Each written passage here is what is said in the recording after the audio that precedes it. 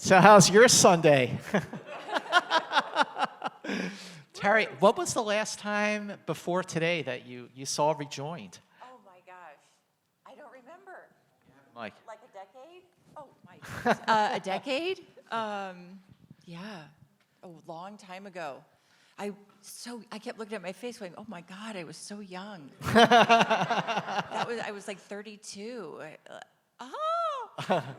But like, was there anything that stuck out at you, like when you're watching, when you filmed this episode in like 95, and now here we are in 2022, and so much has changed. I feel like the world has caught up with this episode in a lot of ways. I mean, did you have any new revelations about the themes watching it? Touching on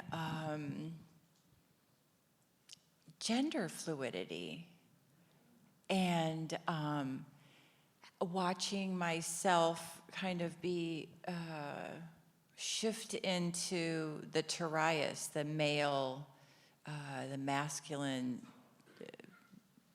taking into it, just watching the shift. I just really saw it, and I don't think I really thought about it. It was nothing we discussed, or it was even in our conscious way of being way back then. But I think it really, it's really exciting to see it be kind of ahead of its time in that. Way, Terry. Yeah. Yeah.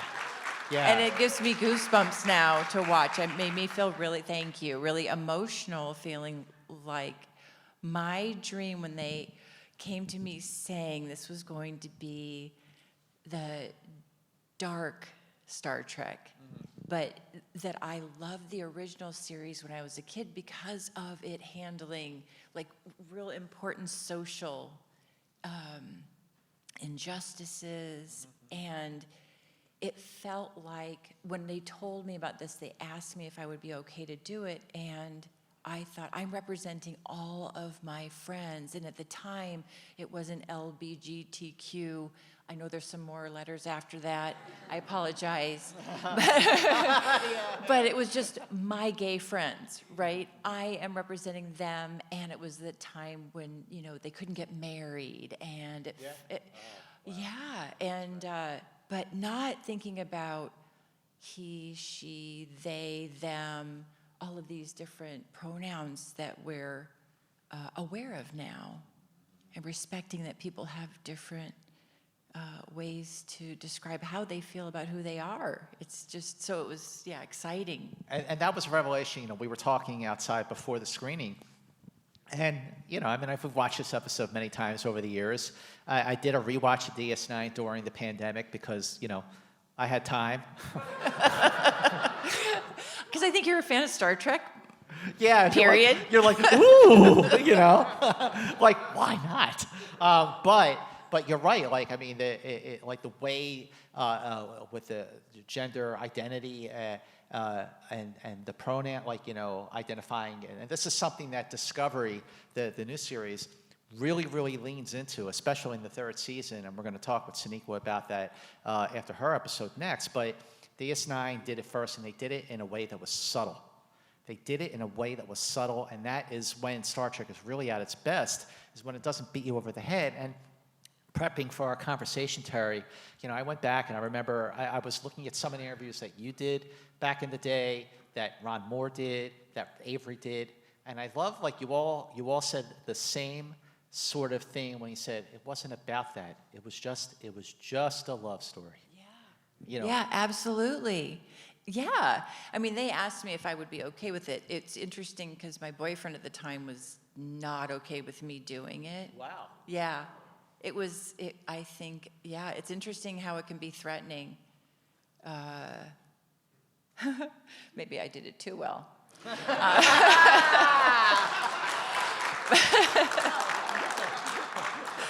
But if you're threatened, you really shouldn't date the girl playing Jadzia Dax anyway. Even before that episode, I mean, golly, it was kind of all over the gender spectrum there.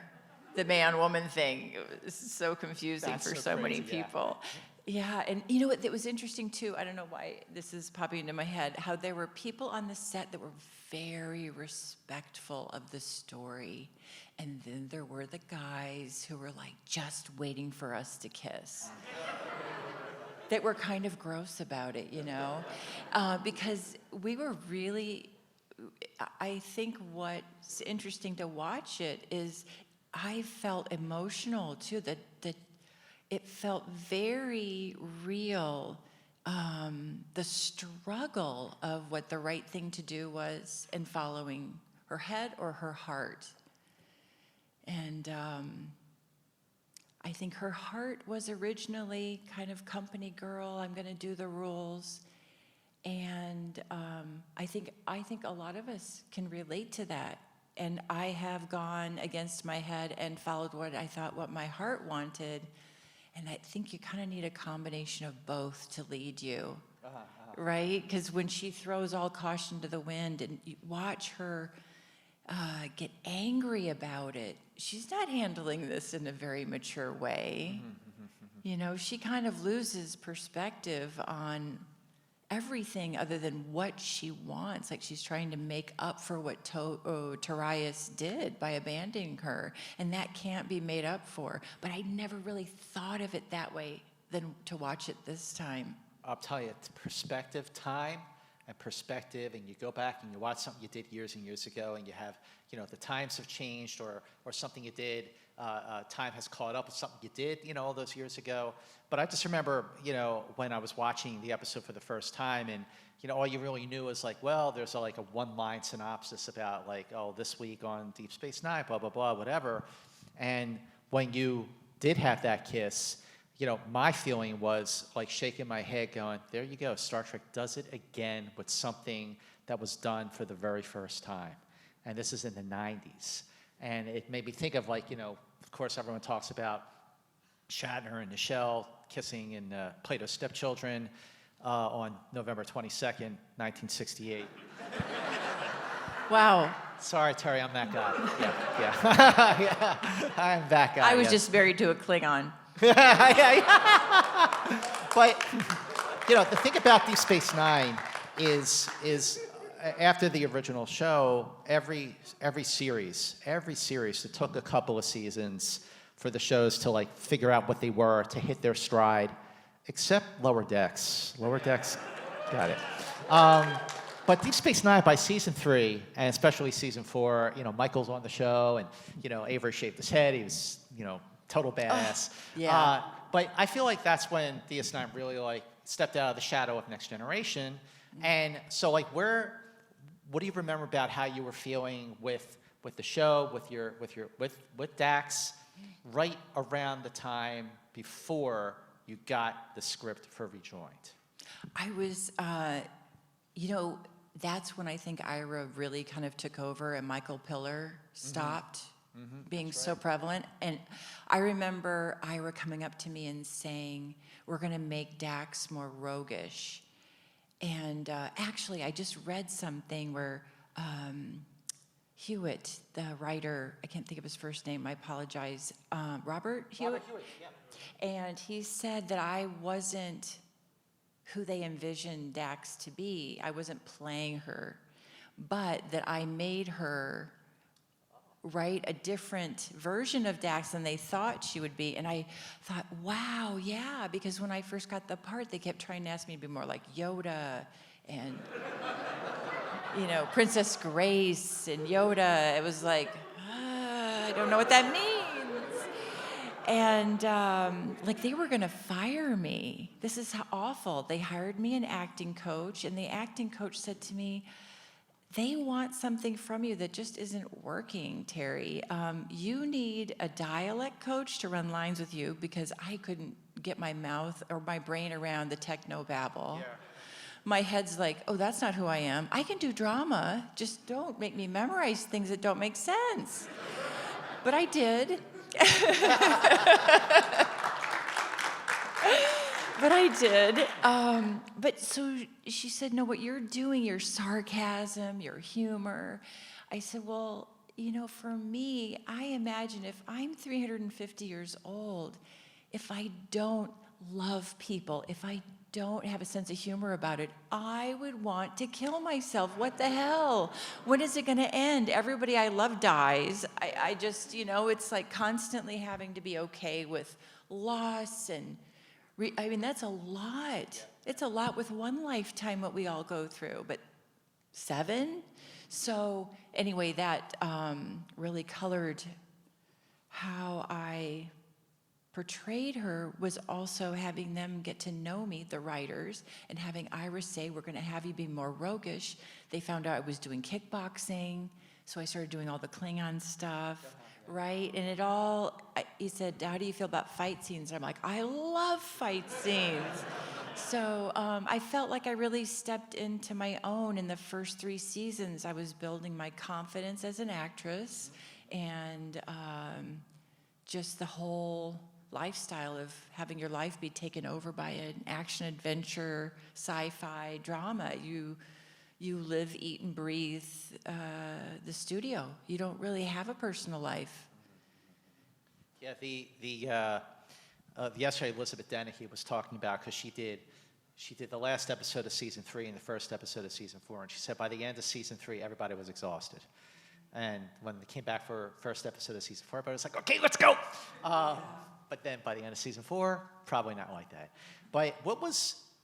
Yeah, it was like 26 episodes. 26. Yeah. Okay, that's a lot. Yeah. That's a lot. Yeah, it is. But look at all the episodes we got now. So Yeah, that's okay. it's true. Yeah. So pension. What was... yeah. What was the mood like on the set while you were filming Rejoined? Oh, it was very, the crew were, very excited and titillated over everything. But Avery, it was very serious. And like the scenes I have with him were very heartfelt. And it really meant a lot to me as an actress to be able to have someone as powerful as him. In the beginning, in the first season, he scared me. But by the time we had he did. And I mean, so much so, like, I don't remember, I think it's in the pilot where he calls me old man for the first time, and I pulled him aside and I said, Avery, I'm supposed to, like, top you, like I'm your mentor, and I'm 28. And he was like, I think he's old enough to be my dad, very close, right? And he's a very powerful, I'm like, I can't even match you. So please understand, I'm really nervous. And he really, I think, respected that I told him I was willing to be vulnerable and tell him that I was nervous and scared and I asked for help. And it really made a big shift. Even from that point, we continued to have that kind of relationship. So by the time those scenes happened and Rejoined, I really felt like I was with my friend, and that his intensity did not intimidate me. I understood that he really cared about me.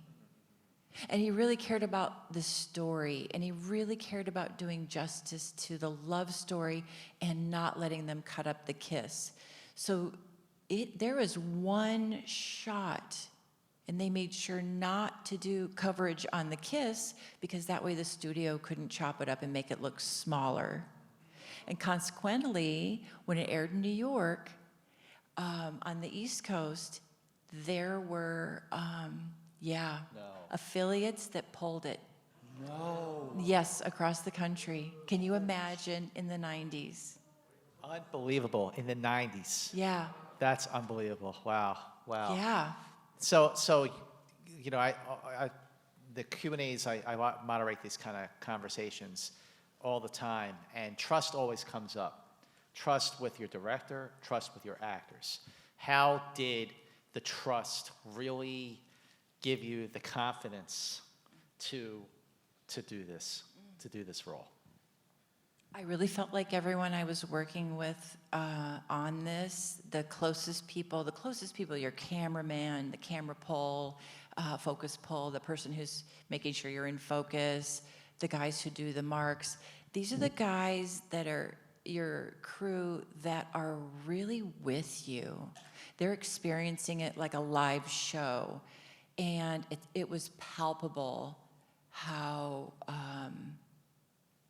much we wanted to do this story justice. Susanna Thompson, wonderful, amazing actress to work with. She wasn't used to television, so there were times when she'd walk into a close-up or it was interesting because it was like she just didn't have the experience. And you get, when you're doing a TV series, it's like being in a serious college of learning because it's never ending, it's super intense. If you make mistakes, you got to move on and just do better the next time.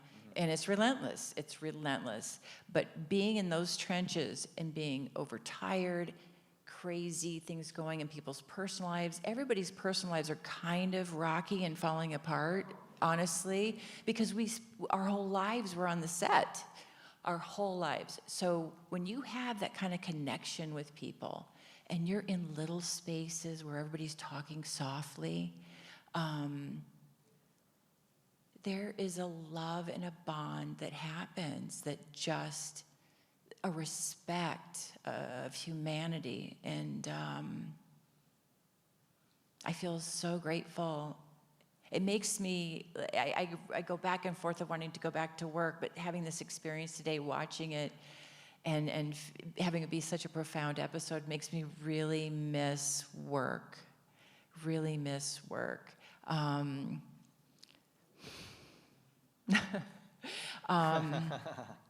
Yeah, what else would I want to say about that trust? Avery took very good care of Susanna. She was a little more shook up than I was about things. I think mostly, though, because she was a guest star. So for me, I was surrounded by people I'd already known for years, and for her, it was all, she felt a bit more fragile. And I really respected that she went all in on the show and gave us her all. And I just love Avery as a director. There's a lot of intuitive ways that he will speak to you as a director to get you to come to the answer. And I think that is because he's a professor too. So he knows how to teach you by trying to get you to think about where you're coming from and what you want. The scene towards the end when Dax tells Cisco, you know, my relationship with you is so special, and I felt like that transcended the scene. Yeah. Like, I mean, there's the chemistry that you've had with Avery through the arc of Jadzia through your 6 seasons really is palpable and genuine. You know, that really, really comes through. Mm-hmm. But when Rejoined aired, and in the years since, how had that impacted your life? When I used to go to conventions, I don't think that, and people approach, they love Dax, it's exciting, but as things have progressed and socially we've all changed and become more aware and more maybe self-reflective of who we are and more able to communicate that and feel free to be ourselves. When I go to conventions, I miss it because it's been a couple of years, but I am approached by people challenged by society for being themselves, and I am so honored that they will tell me that my character was the first time they felt okay about themselves. This episode in particular, they felt like they could stand up and be themselves because of Dax standing up for herself, and because of that kiss, because I was their first crush, because Dax was pansexual in that she was with different aliens, and right, it didn't matter, she connected to beings, and it becomes so profound what she represents, and I can't believe that it's like my dream come true that I got to play a character that made an impact on people's lives. In telling her story, I helped other people tell their own and be in their own truth. Wow. Yeah.